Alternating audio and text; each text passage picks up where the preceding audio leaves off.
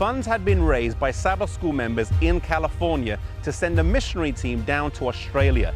The intention was to open the work in Australia, but God had additional plans in store. Headed by S.N. Haskell, the team stopped here in New Zealand for 4 to 5 days en route in 1885. Impressed by the friendliness of the people and noting the libraries in town, Haskell commented that the people must be interested in learning and would therefore make good prospects for learning Bible truths. After settling in Melbourne, he decided to return to America and stopped off in New Zealand on the way. He had heard of a group of Sunday-keeping Adventists and found accommodation with Edward and Lizzie Hare. They introduced him to others in the area, and he held some meetings over the course of a few weeks.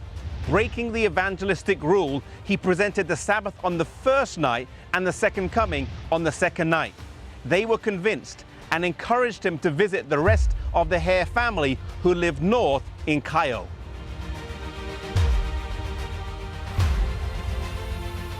Deciding not to return to the US, he stayed with the Hare family in Cayo, about 250 kilometers north of Auckland. This area is rich in religious history, with the Methodist, Anglican, Catholic, and Seventh-day Adventist churches having roots in the area.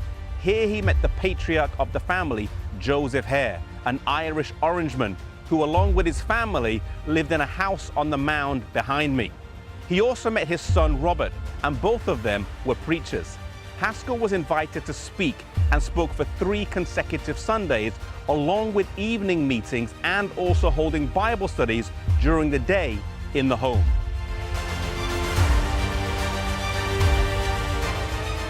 The Hare family decided to keep the Sabbath, and this chemist behind me would end up being one of the first church buildings that they met in. Robert, the son, had a difficult decision to make. He was engaged to be married. The house had been built, the furniture had been ordered, but his bride-to-be objected to his new beliefs. It was marriage or the Sabbath.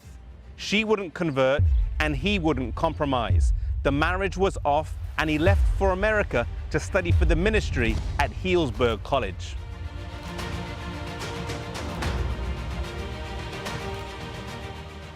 Haskell returned in 1886 and ran a 2-week evangelistic series, and before he left he organized the Cayo Seventh-day Adventist Church, the first in New Zealand, on the 23rd of March 1886. Haskell sent a good report to the General Conference and requested an evangelist be sent.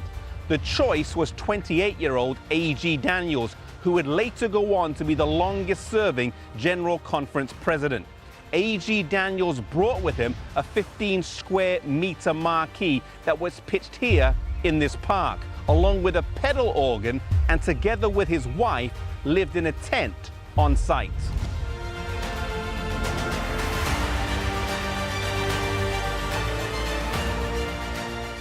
A.G. Daniels would lead the first evangelistic tent series in Auckland and drew large crowds.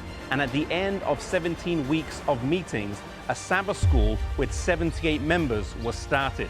Later on, a small wooden church was built on McKelvey Street with 67 charter members, and the first service took place on the 15th of October, 1887. This was the first church built in the Southern Hemisphere and still stands today as part of the Ponsonby Seventh-day Adventist Church.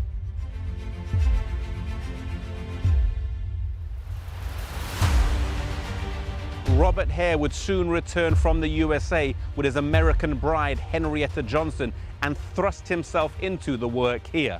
A few years later, a conference would be formed and the work would progress to the South Island, with S.N. Haskell, amongst others, starting the church there as well.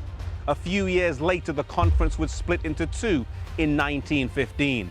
A college was also started at Longburn on the south part of the North Island.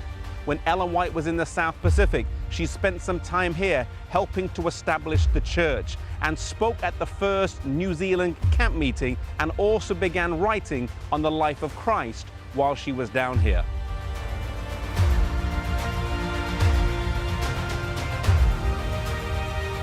And so the stop on the journey to Australia turned into a lot more than just a few days rest.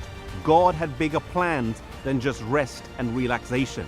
S.N. Haskell's return journey to America never materialized then, and instead the church was birthed here in this beautiful country.